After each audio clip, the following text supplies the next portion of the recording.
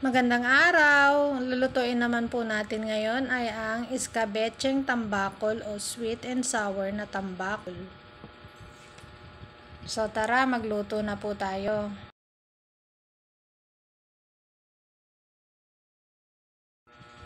So meron nga tayo ditong mga laman ng tambakol. Wala na yung ulo niyan kasi naisigang ko na. Naipahiwa ko na kasi yan sa palengke, kaya ganyan ang itsura. So, ang ginagawa ko dito ngayon ay tinatanggal ko na lang yung tinik sa gitna.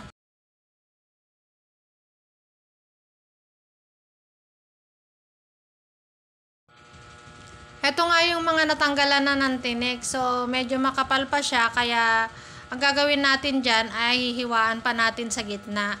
Hahatiin pa natin yan. Ayan, katulad nga po ng ginagawa ko, hiniwa ko ulit siya sa gitna kasi para lang, tamang-tama lang yan kapag nilagyan siya ng harina o ng butter. Ayan, tapos na nga po. At para naman sa butter, ito po yung timpla niya.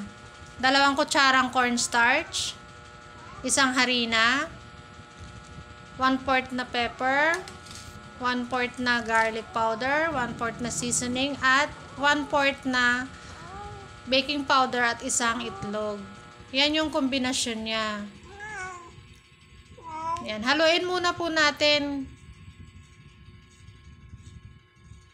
At kung sa inaakala natin ay medyo malapot pa, magdagdag tayo ng konting-konti lang na tubig.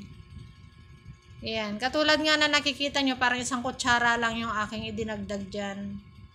At ilalagay na natin yung mga isda na hiniwa-hiwa natin. Ayan, ihalo lang natin na mabuti hanggang sa magpantay siya. Tapos, i-set aside muna natin. Mga ilang minuto lang, tapos at saka na natin siya iprito.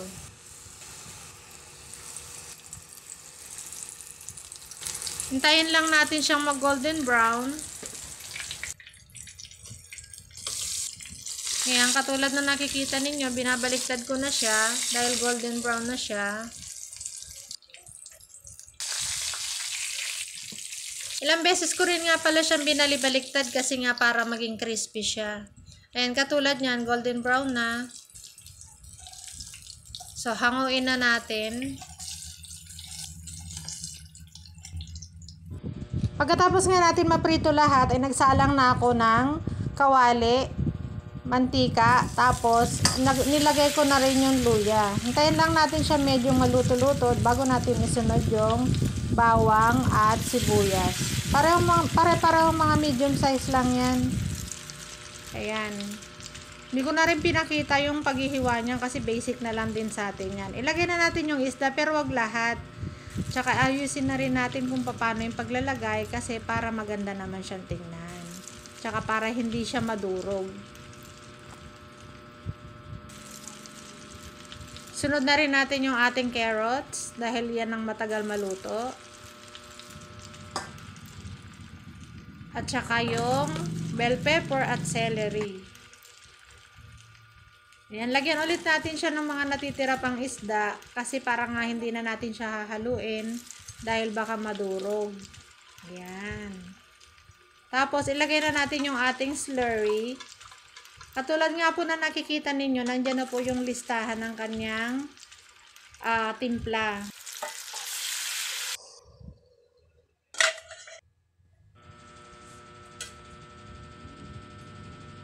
Hintayin lang natin siyang kumulo. Takpan muna natin.